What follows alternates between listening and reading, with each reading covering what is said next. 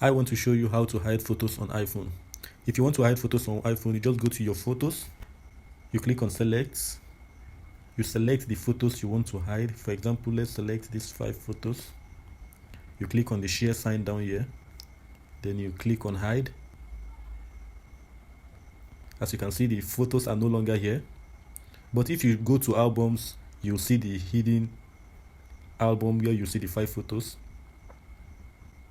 If you want to hide these 5 photos from this hidden album, this is what you do. You go to your phone settings, you scroll down, you click on photos,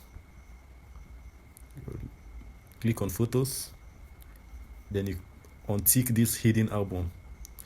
Then let's go back. You see there's no hidden album here, so you can't see the hidden album. The photo now is completely hidden. So for you to bring back your hidden photos, you go back to your settings, then you tick the hidden album, and you go back to your photos album. You see the hidden is now back. So for you to make your photos visible under your library, you have to click on the hidden, then you select the 5 photos, then you click on the share sign and you unhide it.